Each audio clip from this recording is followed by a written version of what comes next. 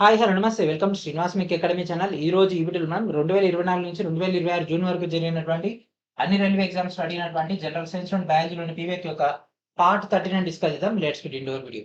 Questions యొక్క continuation జరుగుతూనే ఉంది కదా! మీరు ప్రీవియస్ పార్ట్స్ చూడకుండా దయచేసి ప్రీవియస్ పార్ట్స్ చూసిన తర్వాత ఈ యొక్క వీడియో చూస్తేనే మీకు కంటిన్యూయేషన్ వస్తది.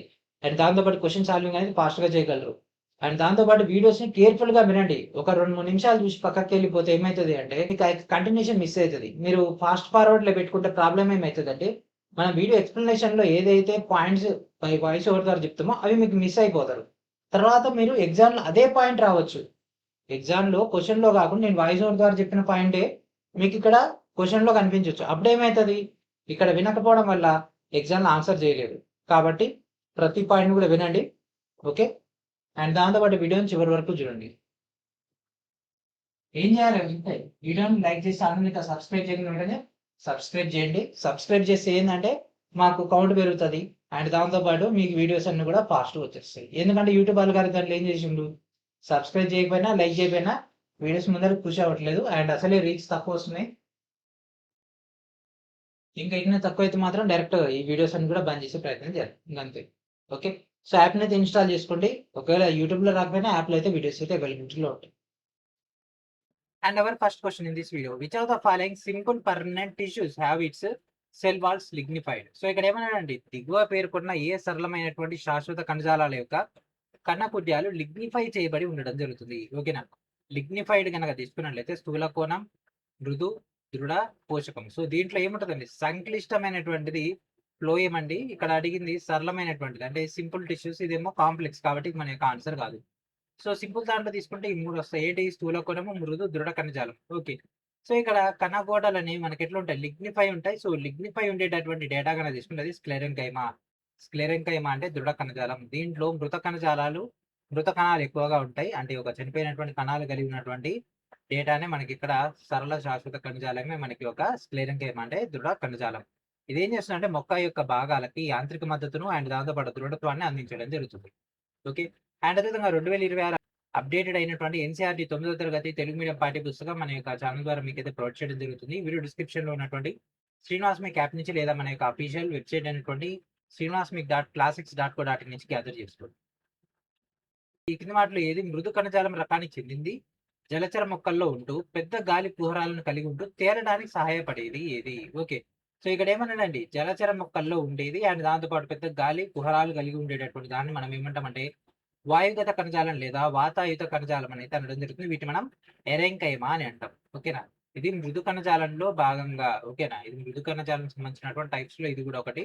ఆ యొక్క రకానికి చెందినటువంటిది ఒక ఎరెంకైమా అనేది. ఓకేనా? చాలా చాలా ఇంపార్టెంట్ అండి. మృదు కణజాలం నుంచి ఎక్కువ క్వెషన్స్ అయితే మనకు ఫ్రేమ్ అవుతుంటాయి. అంటే దాంట్లో పార్టిషన్స్ ఉంటాయి కాబట్టి.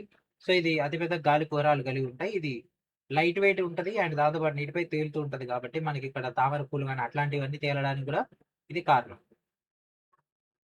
దిగువ పేర్కొన్న ఏవి జంతువుల యొక్క దేహంలో కవరింగ్ అంటే తొడుగు లేదా రక్షక కణజాలం ఉంటది. ఓకేనా?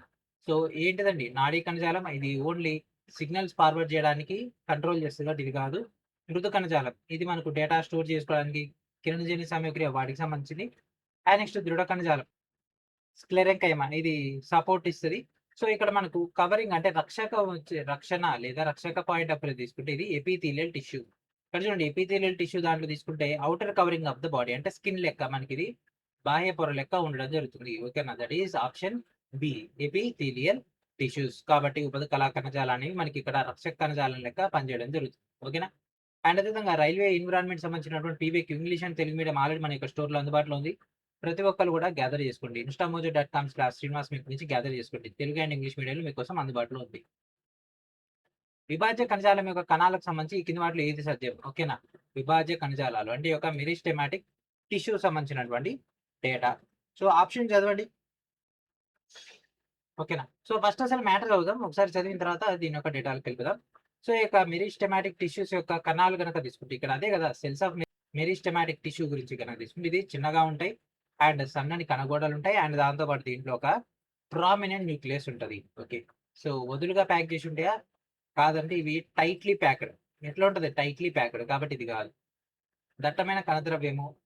ఓకే. ఇగో డెన్స్ సైటోప్లాజం ఇది ఓకే. పలుచని కవచాలు. Okay. Cell thin walls. Okay. ప్రముఖ కేంద్రకాలు and prominent nucleus. Okay. And రిక్తికల్ లేనటువంటి అండ్ ల్యాక్ వ్యాక్యులస్. సో ఇక్కడ కణాలు ఈ యొక్క రిక్తికల్ లేనటువంటి అండ్ దాంతో పాటు క్రియాశీల కణాలు యాక్టివ్. ఓకే. సో ఎందుకు చూడండి ఇక్కడ వ్యాక్యులేస్ ఆర్ జనరల్లీ ఆప్సెట్ ఇక్కడనే ఉంది. ఎందుకనేది మనం ఆల్రెడీ థియరీ క్లాస్‌లో డిస్కస్ చేసుకున్నాం. క్లాస్ 9లో డీటెయిల్‌గా డిస్కస్ చేసుకున్నాం. ఎందుకు వ్యాక్యులేస్ అనేవి ఉండవు అని. ఓకే. సో ఆన్సర్ ఏంటిదండి? ఇగో ఇదే ఆన్సర్. మన యొక్క option B is our answer. మీరు టెక్స్ట్ బుక్‌లో line to line, word to word చదవాల్సిందే. నేను మీకు ఇక్కడ డైరెక్ట్ ఒక ఇమేజ్ ప్లే చేయడమో, లేదంటే డైరెక్ట్ క్వెషన్ ఎక్స్‌ప్లెయిన్ చేసుకుంటూ వెళ్ళిపోవచ్చు. కాకపోతే నేను మీకు ఇక్కడ ఎందుకు ఒరిజినల్ ఎన్‌సీఈఆర్‌టీ ఇంగ్లీష్ మీడియంది చూపిస్తున్నా అంటే, ఎగ్జామినర్ ఎట్లా తయారు చేస్తున్నాడు అనేది మీకు కమాండ్ రావాలి. మీరు మార్కెట్‌లో ఏ బుక్ తీసుకున్నా సరే ఇంత యాక్యురేట్‌గా ఆన్సర్స్ రావు. అఫీషియల్‌గా గవర్నమెంట్ ఇచ్చినటువంటి మెటీరియల్స్ నుంచే క్వెషన్స్ అనేవి ఫ్రేమ్ చేస్తున్నాడు కాబట్టి, you have to follow the fundamentals. Okay. కాబట్టి ఫండమెంటల్ మెటీరియల్ అయినటువంటి ఒక స్టాండర్డ్ మెటీరియల్ అయినటువంటి యొక్క ఎన్‌సీఈఆర్‌టీని ఫాలో అవుతున్నాడు. తెలుగు మీడియం కావాలంటే మన దగ్గర అందుబాటులో ఉంది. ఆల్రెడీ క్లాస్ 9 గ్యాదర్ చేసుకోండి.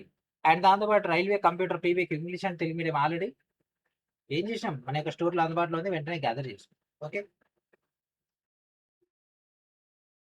సరళ శాశ్వత కణజాలం గురించి దిగువ పేర్కొన్నటువంటి ప్రకటనలో ఏది సరైంది కాదు.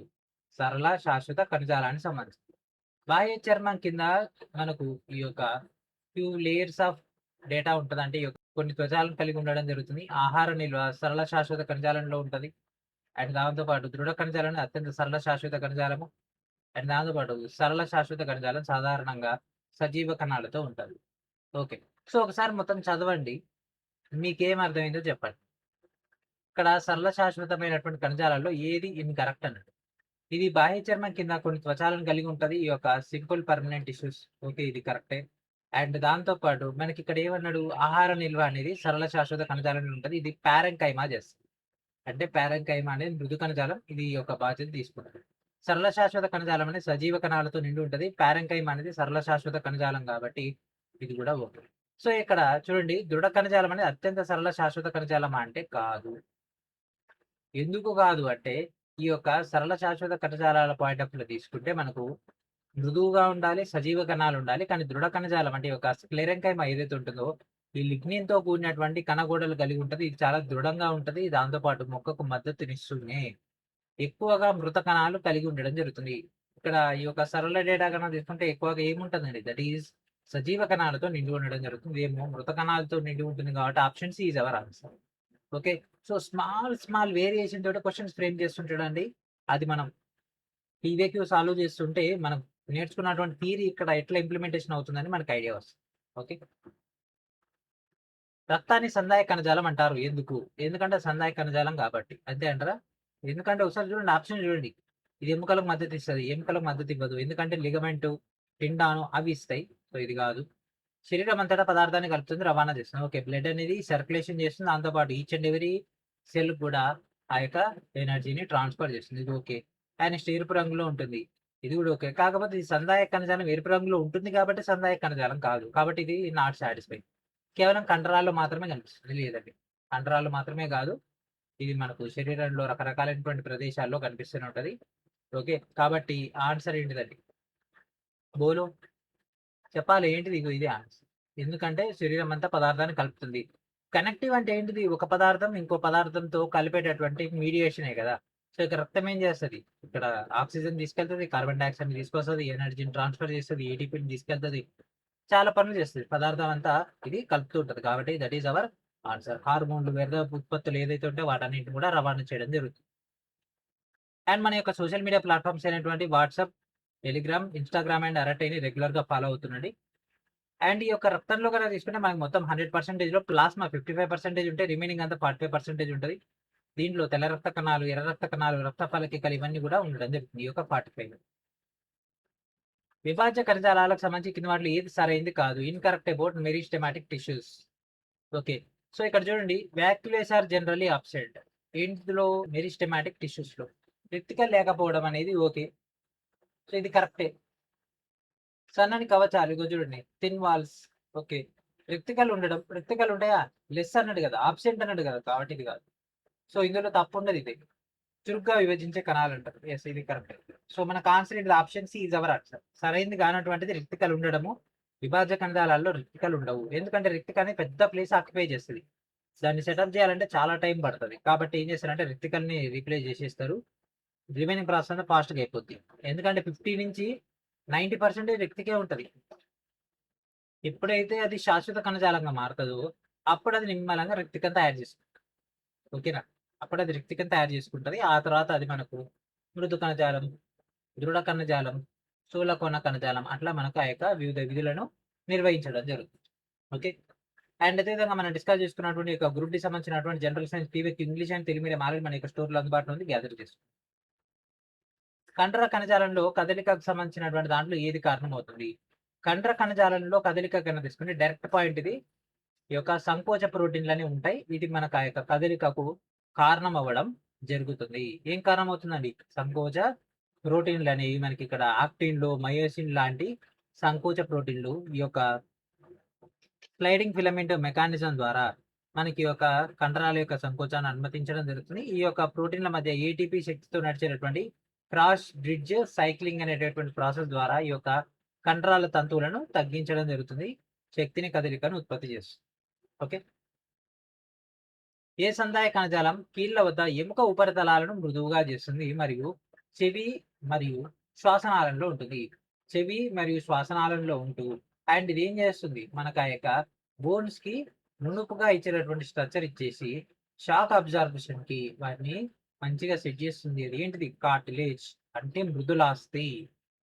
ఓకేనా? నున్నగా ఉంటది. మన యొక్క ముక్కు మృదులాస్థితో తయారైంది. మన యొక్క చెవులు మృదులాస్థితో ఉంటాయి. ఎముక యొక్క ఇట్లా ఎముక తీసుకుంటే ఎముక యొక్క ఈ చివర్లు ఉంటాయి కదా! కీలు కదిలే చోట మనకు ఆ యొక్క కార్టిలేజ్ ఉంటది. ఓకే. ప్రతి ఒక్కరు కూడా శ్రీనివాస్ మీ యాప్‌ని ప్లే స్టోర్ నుంచి ఇన్‌స్టాల్ చేసి రెగ్యులర్‌గా ఫాలో అవుతుండండి. ఈ యొక్క యాప్ నుంచి మీకు కావాల్సినటువంటి కంటెంట్ మొత్తం కూడా లభించడం జరుగుతుంది. ఈ కింది మొక్కల కణజాలాలు ఏది పరిపక్వతకు వచ్చినప్పుడు చనిపోయిన లేదా మృత కణాలతో తయారవుతుంది? మృత కణాలు అని అంటే మనకిక్కడ చెప్పండి, వాయుగతం కాదు. స్థూలకోణ మృదు కాదు. మృదు అంటే సజీవ కణాలుంటాయి. మృత కణాలు అంటే మనకు దృఢ కణజాలం వస్తది. స్క్లెరెంకైమా. ఇగో థిక్ లిగ్నిఫైడ్ వాల్వ్స్‌తో కూడినటువంటి డేటా మనకిక్కడ రావడం జరుగుతుంది. ఓకే. ఈ కింది వాటిలో ఏ నిర్మాణాలు నాడీ కణజాలంతో తయారవుతాయి? నాడీ కణజాలం ఇక్కడ కనిపిస్తున్న నాడీ కణజాలం వీటితో తయారయ్యేది. మెదడు, వెన్నుపాము, నాడులు ఇవన్నీ కూడా దీనితోటొస్తాయి. కాలేయం వస్తదా? మూత్రపిండాలు వస్తాయా? ఎముకలు, కండరాలు వస్తాయా? లేదు. ఊపిరితిత్తులు, గుండె వస్తాయా? కాదు. So this is your answer. Option A is your answer. పోషక కణజాలం గురించి దిగువ పేర్కొన్న ప్రకటనలు ఏది సరైంది? ఇగో ఇదేమో దారు అండి. Only one way. One way. ఇదేమో టూ వే అన్నమాట. ఇట్లా వచ్చి ఇట్లా పోతుంది. That is phloem. ఫ్లోయమ్ అంటే పోషక కణజాలం. పోషక కణజాలం అనేది ఏం చేస్తుంది? ఆహారాన్ని పత్రాల నుంచి ఇతర భాగాలకు రవాణా చేస్తుంది. కరెక్టే. పోషక కణజాలం నీటిని పైకి పంపిస్తదా? ఇది దారు చేస్తది. పోషక కణజాలం ఖనిజాలను వేర్ల నుంచి ఆకులోకి తీసుకెళ్తదా? కాదు. ఇది దారు చేస్తది. పోషక కణజాలం మృత కణాలతో ఉంటదా? కాదు. ఇది దారు ఉంటది. ఒక దారు మృదు కణజాలం తప్ప మిగిలినంతా కూడా మృత కణాలతో నిర్మితమై ఉంటది. ఓకే. సో సమాధానం ఏంటిదండి? Option A is your answer. ఇంత ఈజీ క్వెషన్స్ వచ్చినాయి ఎగ్జామ్‌లో. ఓకే. ఏ రకమైనటువంటి సంధాయ కణజాలం కండరాలను, ఎముకలను కలుపుతుంది? సో చాలా చాలా ఇంపార్టెంట్ అండి. మనకు జాయింట్స్ దగ్గర ఉండేటటువంటిది లిగమెంట్స్ అండ్ టెండాన్స్. సో ఇక్కడ చూడండి, టెండాన్స్ అనేవి మజిల్‌ని, బోన్స్‌ని కలుపుతది. కాబట్టి దీన్ని మనం ఎంటీబీ లేదా బీటీఎం అని అంటాం. ఓకేనా? ఎందుకంటే మజిల్‌ని, బోన్‌ని కలిపేది టెండాన్. ఇక్కడ ఏమన్నాడు? మజిల్‌ని, బోన్‌ని కలిపేటటువంటిది టెండాన్. కాబట్టి ఇది మన యొక్క ఆన్సర్. అండ్ ఇంకోటి కూడా అనుకున్నాం బీఎల్‌బీ. బీఎల్‌బీ అంటే బోన్ టు బోన్ కలిపేది లిగమెంట్. ఓకేనా? లిగమెంట్స్ అనేవి బోన్ టు బోన్‌ని కలపడం జరుగుతుంది. కాబట్టి ఆన్సర్ ఏంటిదండి? Option C is our answer. ఒకవేళ ఎముకల్ని కలిపేటటువంటిది అంటే లిగమెంట్ అని మనం చెప్పాలి. ఓకేనా? BLB, MTB. ఓకేనా? గుర్తుపెట్టుకోండి. ఈ కింది వాటిలో ఏది సరళ శాశ్వత కణజాలమైనటువంటి మృదు కణజాలాన్ని సరిగ్గా వివరిస్తుంది? మృదు కణజాలం అంటే ఏంటిది? సజీవ కణాలు ఉంటాయి. అండ్ దాంతో పాటు మనకు మృత అన్నాడు కాబట్టి ఇది పోయింది. ముందే పోయింది. సజీవం అన్నాడు ఆహారం నిల్వ చేసే పలచని కవచాలు అన్నాడు. ఓకే. ఇది కన్సిడర్ చేయొచ్చు. అండ్ దాంతో పాటు ఒకటే ప్యాకేజ్ ఉంటదా? కాదు. లూజ్‌గా ఉంటది. సంక్లిష్ట కణజాలమా? కాదు. ఇది సరళ కణజాలం. కాంప్లెక్స్ టిష్యూ కాదండి. Simple tissue. కాబట్టి మనకు పాసిబిలిటీ ఉంది. ఇది ఒకటే కాబట్టి that is our answer. Option B is our answer. Okay. And next ఈ కింది వాటిలో ఏది నాడీ కణజాలం యొక్క పనితీరును అత్యుత్తమంగా వివరిస్తుంది? నాడీ కణజాలానికి సంబంధించి. ఇది దృఢత్వాన్ని, బలాన్ని ఇస్తదా? ఇవ్వదు. ఏం చేస్తది? యాక్చువల్‌గా సిగ్నల్స్ పాస్ చేస్తది.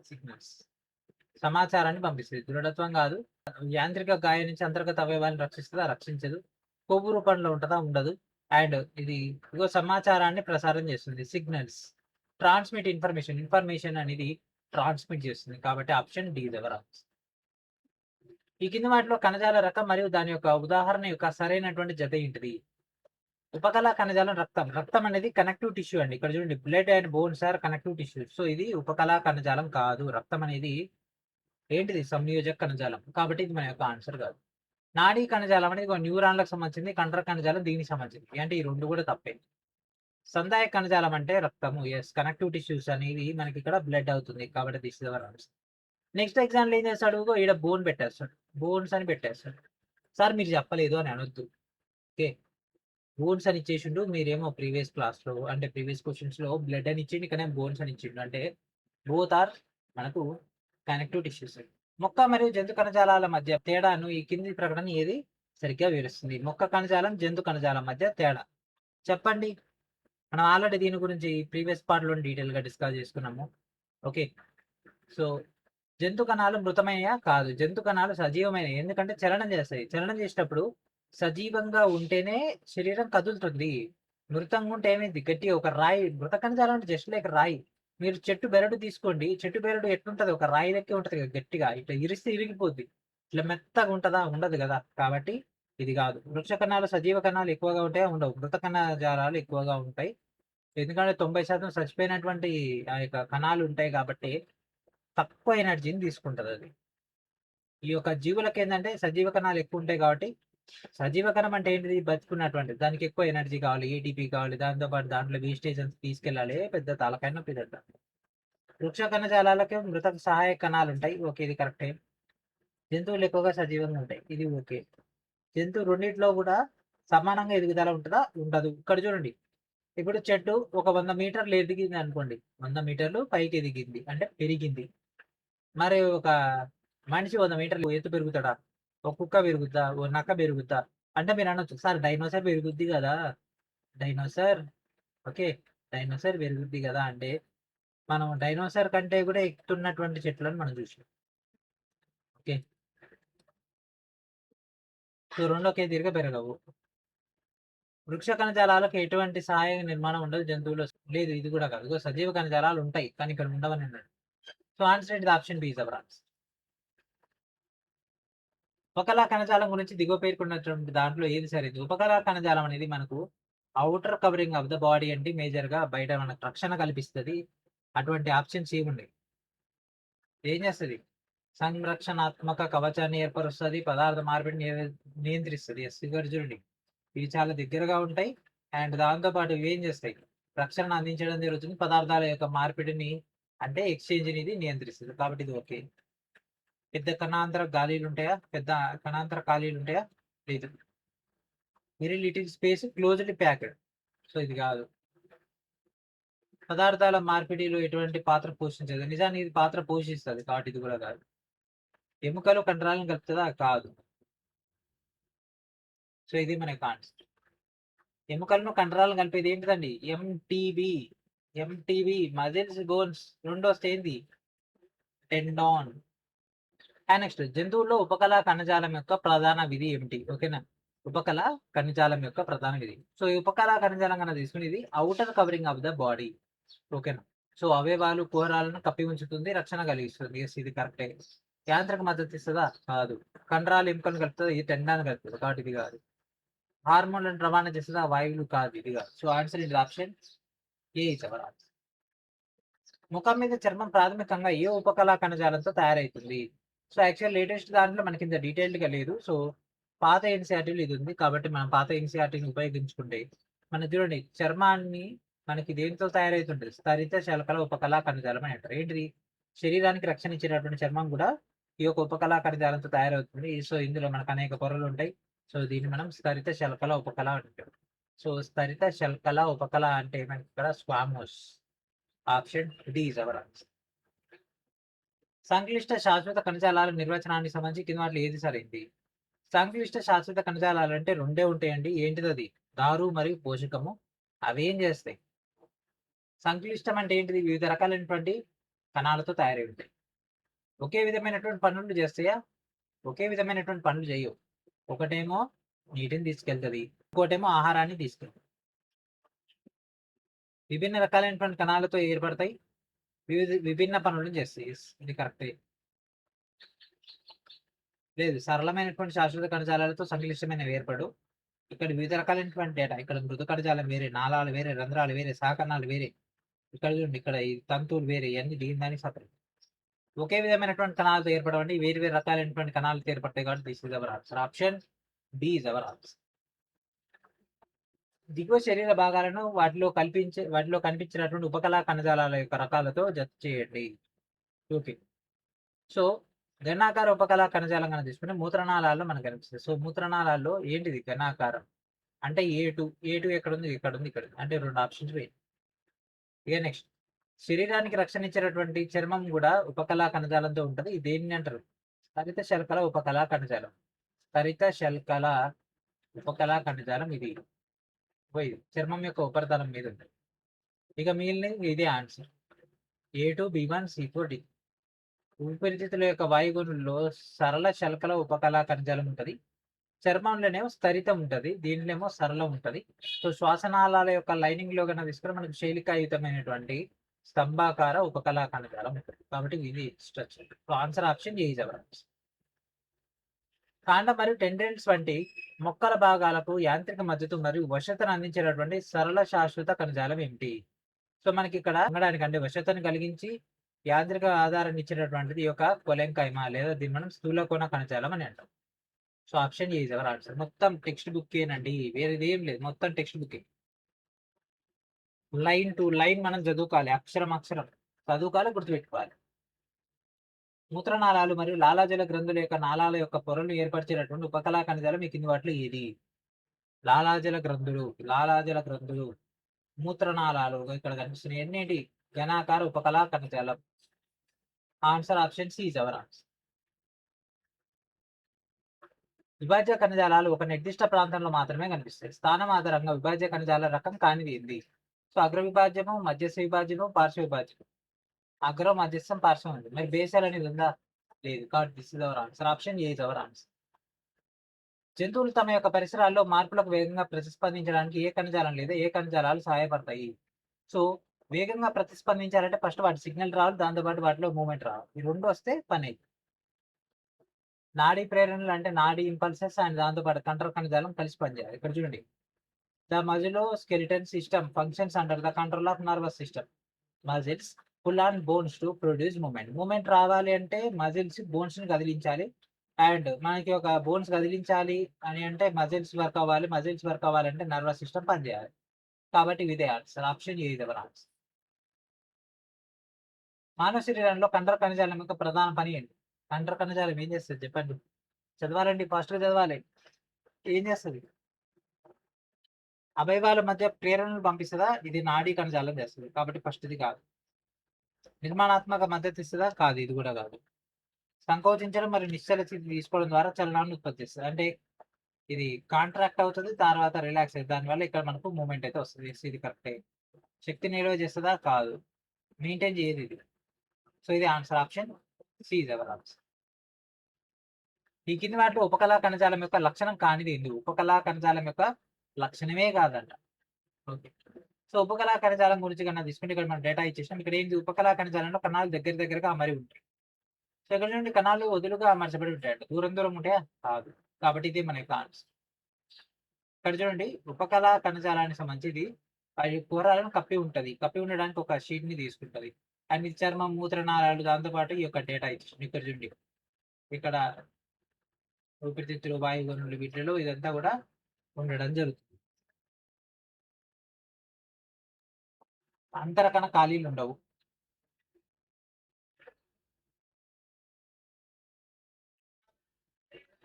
ఇది కూడా కరెక్టే. సో ఆన్సర్ ఏంటిదంటే option C is our answer. దగ్గరగా ఉంటే ఇదేం దూరంగా ఉంటుంది. సంక్లిష్ట కణజాలాలు వీటితో తయారైతాయి. ఒకే కణమా? కాదు. ఒక రకమైనటువంటి కణాలు లేదు, ఒకటి కంటే ఎక్కువ రకాల కణాలు. చూడండి, సంక్లిష్ట శాశ్వత కణజాలం అనేది మనకి ఇక్కడ ఒకటి కంటే ఎక్కువ రకాల కణాలతో ఏర్పడుతుంది. సో డైరెక్ట్ టెక్స్ట్ బుక్ నుంచే డేటా. ఓకేనా? సో, ఇక్కడ మనం చదివినటువంటి ఒక పాయింట్‌నే వాళ్ళు క్వెషన్ లెక్క ఎట్లా ఫ్రేమ్ చేస్తారంటే మీరు ఇక్కడ బాగా అబ్జర్వ్ చేయాలి. నేను మీకు డైరెక్ట్‌గా ఎక్స్‌ప్లెయిన్ చేసుకుంటూ వెళ్ళిపోవచ్చు. కాకపోతే ఎందుకు కాన్సెప్ట్‌ని చూపిస్తున్నామో, ఎందుకు ఈ యొక్క 2 చాప్టర్స్ కణము, కణజాలాన్ని చూపిస్తున్నామంటే మేజర్‌గా 2 రీజన్స్. మనకు ఎక్కువ క్వెషన్స్ ఈ 2 చాప్టర్స్ నుంచే వచ్చాయి. రెండోది లిమిటెడ్ సిలబస్. మూడోది డైరెక్ట్ టెక్స్ట్ బుక్ నుంచే క్వెషన్స్ వస్తాయి. అట్లాంటప్పుడు మరి ఇక మార్క్స్ వస్తాయి అని తెలిసిన తర్వాత కూడా మళ్ళా మనం ఇంకా పాత పద్ధతిలోనే పోతే యూజ్ ఉండదు కాబట్టి follow the new trend. Okay.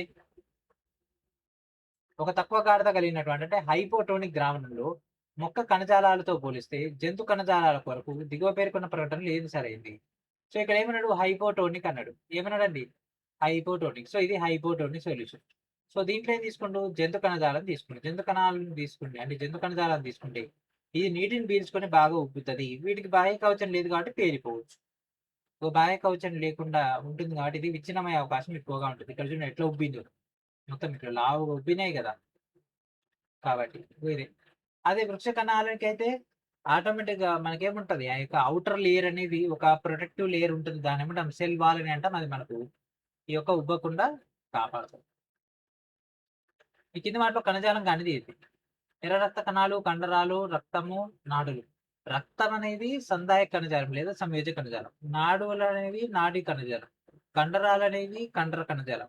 మరి ఎర్ర రక్త కణాలనేవి కణాలు గదా! ఎర్ర రక్త కణాలనేవి కణజాలంలో భాగాలు. కానీ ఇది కణజాలం కాదు. ఎర్ర రక్త కణాలనేవి కణాలు. కాబట్టి this is our answer. Okay. ఒక వృక్ష శాస్త్రవేత్త ఒక మొక్క దాని రెమ్మల కొన వద్ద వేగంగా పెరుగుదలను ప్రదర్శిస్తున్నట్టు గమనించాడు. ఈ పెరుగుదలకు ఏ రకమైనటువంటి మొక్కల కణజాలం బాధ్యత వహిస్తుంది? కొమ్మల వద్ద అంటే రెమ్మల యొక్క కొన వద్ద ఇగో రెమ్మలు ఎక్కడొస్తాయి? పైనే వస్తాయి. వాటి యొక్క కొన వద్ద ఉండేది అగ్ర విభాజ్య కణజాలం. అగ్ర విభాజ్య కణజాలం ఎపికల్. ఓకే. ఊపిరితిత్తుల లోపల గాలి మరియు రక్తం మధ్య వాయువుల వేగవంతమైనటువంటి మార్పిడి జరుగుతుంది. ఈ ప్రక్రియలో ఏ రకమైనటువంటి ఉపకళా కణజాలం పనిచేస్తుంది? సో మనకిక్కడ ఏంటిదంట? ఊపిరితిత్తుల లోపల వాయుగోనుల వద్ద మనకి ఒక పదార్థాల యొక్క రవాణా జరుగుతది. అక్కడ మనకు సరళ బల్లపరుపు ఉపకళా కణజాలం ఉంటది. దాన్ని మనం సరళ శల్కల ఉపకళ అని అంటాం. సరళ శల్కల ఉపకళ. బోలో. సో ఆన్సర్ ఏంటిది? Option C is our answer. ఈ కింది వాటిలో సంయోజక కణజాలంతో తయారు కానటువంటిది ఏంటిది? సంయోజక కణజాలంతో లేదా సంధాయక కణజాలం. రక్తం కలుస్తది, ఇది కలుస్తది, ఇది కలుస్తది. కండర కణజాలంతో ఏర్పడుతుంది. కాబట్టి ఇది మన యొక్క ఆన్సర్. సో ఇక్కడ చూడండి రక్తము, ఎముకలు అండ్ ఇక్కడ కీళ్ళు ఇదంతా కూడా.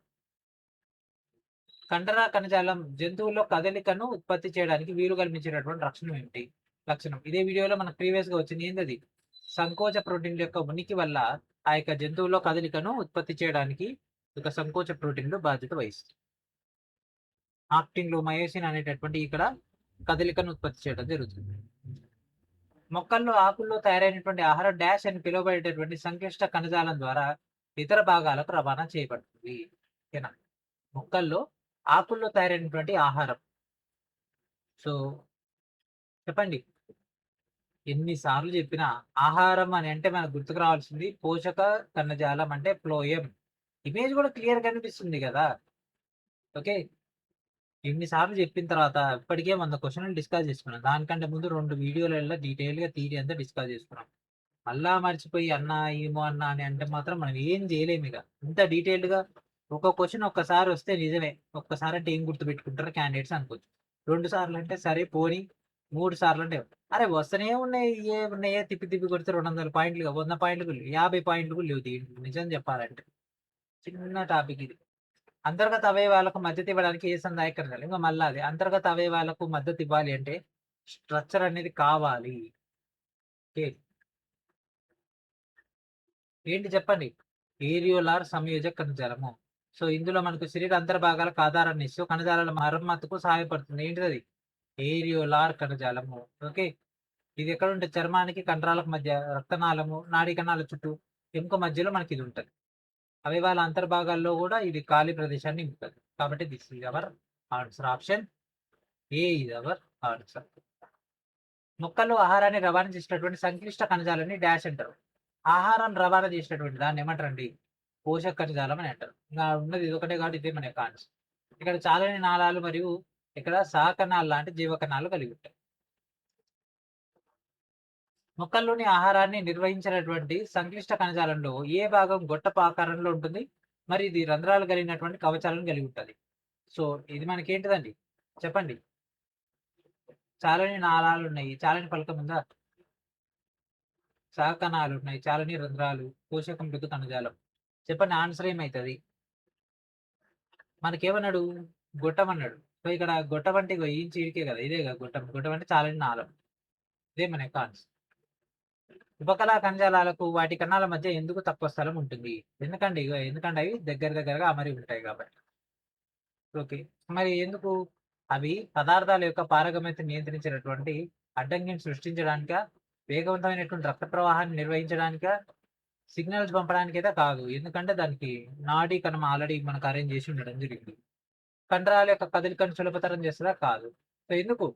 కణాల మధ్య గ్యాప్ తక్కువగా ఉండడానికి గల కారణం ఏంటిదంటే, మనకు పదార్థం అనేది ఈ యొక్క కణజాలం నుంచి ఈజీగా పాస్ అవ్వకుండా ఇది ప్రొటెక్షన్‌గా ఉంటుంది.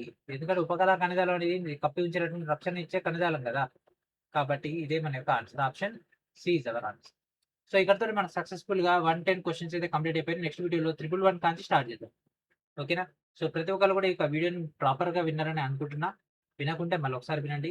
వీడియోని అందరికి కూడా షేర్ చేయండి. ఓకేనా? సో, ఇక్కడితోటి ఒక వీడియోని ఫినిష్ చేద్దాం. నెక్స్ట్ వీడియోలో మనం దీని యొక్క కంటిన్యూషన్‌లో భాగంగా రిమైనింగ్ డేటా అనేది డిస్కస్ చేద్దాం.